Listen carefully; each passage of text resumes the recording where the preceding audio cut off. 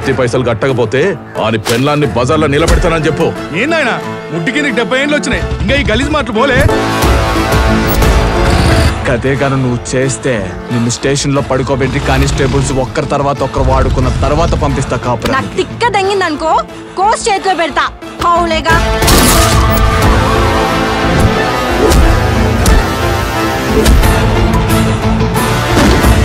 లంజలానే ఇద్దరు ఎవరితో పడితే వాళ్ళతో పడుకుంటారు. నీకు మీ అయ్యకి లంచ్ అంటే తెలుసారా? ఏం చేసినావు నాయనా? అరే గది గలీజ్ ముండరా. ఎలక్షన్ లా పబ్లిక్ దానికి పోయి జర మంచిగా ఓట్లు అడగాలి.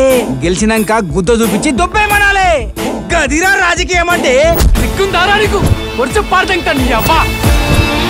ఆ లంగాగాడు సైదులు మా అయ్యా మా అమ్మ చంపిడా లంచోడుకు. మళ్ళీ నీ తనకొస్తుంది. కాలేజీ పిల్లనా అన్న? లే గది నా కోడలి పిల్ల. సర్పంచ్ గా నిలబెడుతున్నా.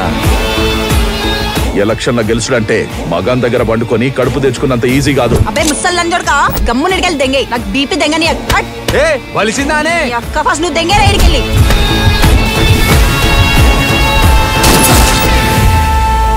తాల్గట్టిన మొగ్గుండివేనారా? కొంచెం లంజోడుకా పక్కలేసే పనులు చేస్తున్నావు.